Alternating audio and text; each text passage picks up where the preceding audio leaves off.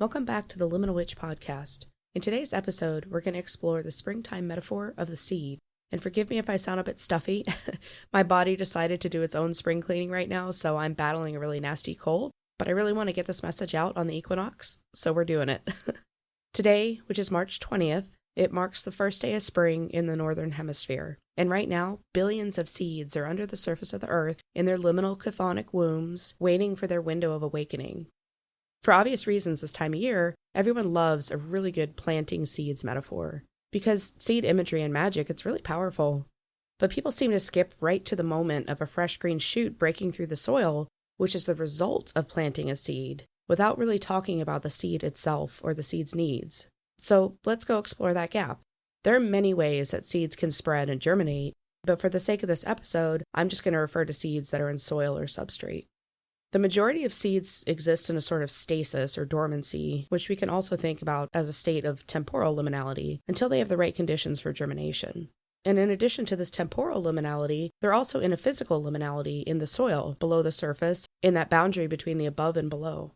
A lot of you might know about the process of germination, but let's just lay it out at a high level so we're all on the same page.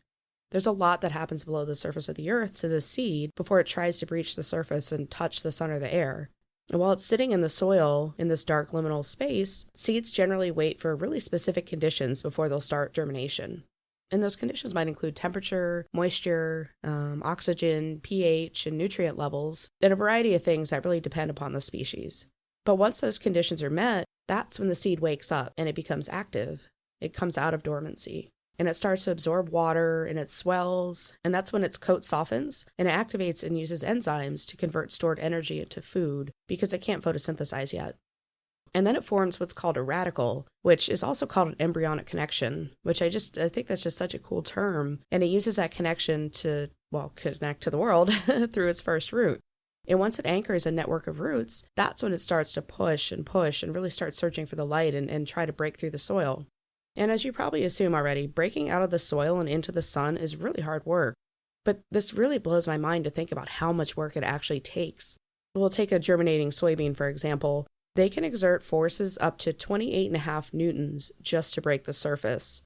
And if you don't know what a newton is, which I had to do the math too, I didn't know what that was, that's basically the equivalent of supporting a mass of nearly 6.5 pounds. I mean, think about that. A tiny little soybean seedling uses enough force when it tries to pop up out of the soil and reach the sun that could support up to 6.5 pounds of weight. That's insane. And then once it emerges, this is where that visual that we're used to comes in, where, it unfurls its first leaves to begin photosynthesis. It's that sort of delicate little sprout, and it starts that life out in the open. And I walk you through all that sciencey stuff so you can appreciate how much happens in the dark, in solitude, before much of the world even knows that it exists, before it becomes that fresh green shoot that we love to associate with spring. And so as we lean into the magic of growth and renewal and fresh starts this time of year, let's really appreciate that our own dreams and our own goals, otherwise known as our seeds, they go through this same process. They're not going to just magically pop up into the world because you planted the seed. They need certain conditions in order to germinate. So if you feel like your goals are stuck in the dark or they aren't moving or progressing the way you want them to, this is the most critical time to keep feeding them, even when nothing seems to be happening, because they're waiting for a certain set of conditions to even awaken. So something you can do to really dig into this, no pun intended, is to meditate and journey into the soil. Journey to your dormant seed and ask it what it needs to germinate. Stop worrying about what it's going to look like when it's exposed to the world and the sun, because that's not important yet. Ask it if it has everything it needs to wake up, to soften its coat, to make that embryonic connection to the world, so it can plant those first roots really strong and really deep. And so we can keep beating this metaphor to death. Let's go even deeper. Not sure how many of you know this too, but there are some seeds that can wait decades for ideal conditions to happen before they can germinate. So some species, like the lodgepole pine, for example, they're called fire-dependent species. So they won't even release seeds from their cones until there's a literal fire. And it's that exposure to heat from the fire that encourages the cones to finally open, and then they drop their seeds into a landscape that now looks completely scorched and destroyed. But while that area might look devastated, because of the fire, the soil is now loaded with tons of nutrients that have been returned from all the burned understory. So how's that for a metaphor? So if you've been sitting on a dormant dream for what feels like forever, maybe you kind of need a fuck this shit moment, a tower moment, when that seed can finally get what it needs to break open and push into the world.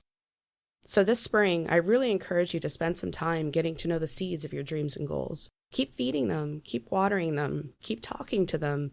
Figure out what it is that they want, what it is that they need. Stop worrying about what it's going to look like, again, once they're in the world, and focus on them right now in their state of liminality. Give them the best soil or substrate that you can so that when they're ready to germinate, they can do it with all the strength and support that they need to take on the world. If you want to get into this further, please come check out the Facebook group I started. It's called the Liminal Witch Community, and it's where we can have all kinds of discussions about anything related to witchcraft, really, but specifically liminality, animism, sometimes some sciencey stuff. It's open to anybody, any level of practice, any level of interest, so please come check it out. Or you can find me on Instagram at ChthonicsStar. Otherwise, in the meantime, do some journaling, talk to your seeds, and I hope everything goes exactly how you want it to this spring. As always, thank you for listening. Stay liminal.